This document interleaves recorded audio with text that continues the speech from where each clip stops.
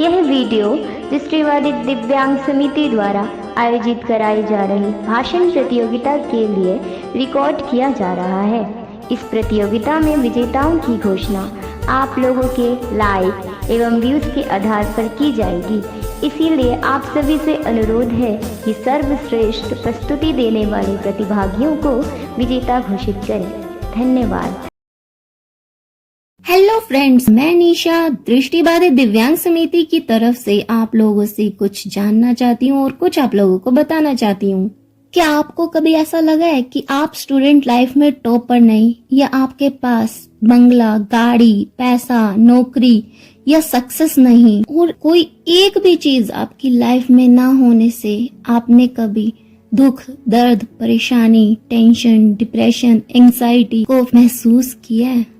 अब आप सोच रहे होंगे कि ये तो जिंदगी को जीने की ताकत है, ये तो लाइफ की नीड्स हैं।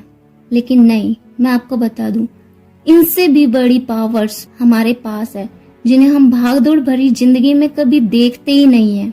फॉर एग्जाम्पल, पावर से मेरा मतलब है विल पावर से, और नीड से मेरा मतलब है देखना, सुनना, बोलना। इमेजिन करो, आप बिना देखे किसी चीज का स्ट्रक्चर या कलर बता पाओगे, या बिना सुने किसी आवाज या बात को बता पाओगे, या बिना बोले कुछ बता पाओगे या समझा पाओगे?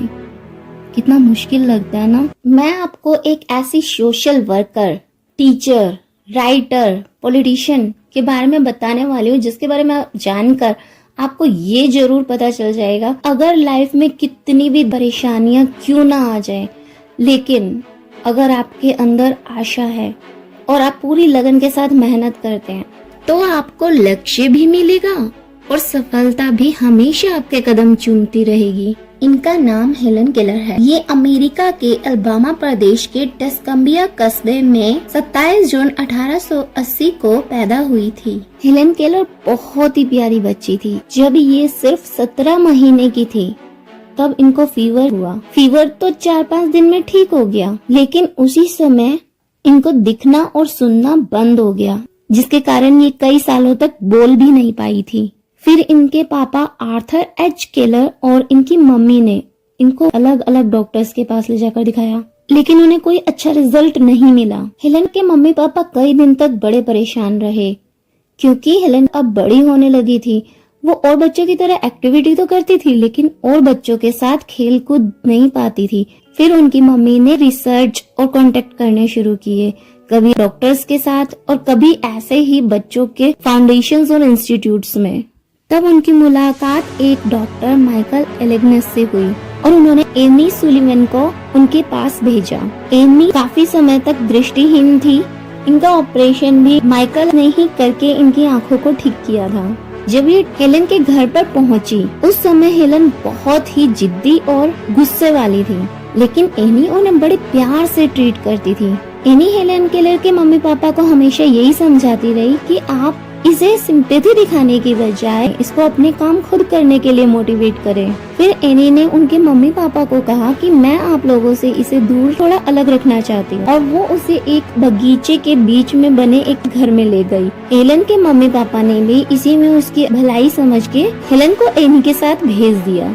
एनी हेलन केलर को हर चीज छू कर समझाती थी, लेकिन जब हेलन केलर 7 साल की हुई तो उन्होंने पहली बार जो वर्ड बोला वाटर था। एनी हेलन का ना सिर्फ ध्यान ही रखती थी, बल्कि वो उससे प्यार भी बहुत करती थी। वो उसे हमेशा यही समझाती रहती थी कि तुम जो भी पाना चाहती हो उसके लिए सही तरीके से कोशिश करो। अब टाइम के साथ साथ हेलन केलर के नेचर में चेंज आने लगे। अब उसका स्वभाव जितना विनम्र हो गया था, वो उतने ही हंसमुख भी होने लगी थी। अब उन्हें नई नई चीजें सीखने और काम करने में मजा आने लगा। उन्होंने जब वाटर बोला, उनकी लंबे समय से चुप रहने वाली आदत तो खत्म ही हो गई। 12 साल की उम्र तक तो उन्हें बहुत अच्छी तरह बोलना आ गया। अब हेलन ने इंग्लिश, ग्रीक, लैटिन, फ्रेंच और जर्मन जैसी भाषाएं सीखी। हेलन ने ब्रेल में भी बुक्स लिखी।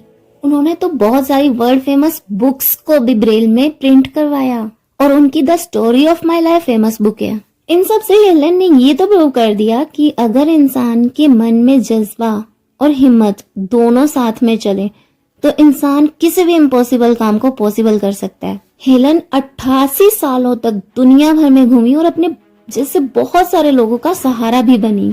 1 जून 1968 को उनका निधन हो गया। बेशक आज वो दुनिया में नहीं है, लेकिन दुनिया के लिए मिसाल बनकर वो जरूर रहेगी। तो फ्रेंड्स, मैंने तो उनकी लाइफ से एक ही बात सीखी कि जिंदगी में एक रास्ता बंद होता है तो दूसरा अपने आप खुल जाता है। बस जरूरत है तो उस दूसरे रास्ते को ढूंढने की, उस पे चलने की और अपनी मंजिल तक पहुंचने की। Thank you.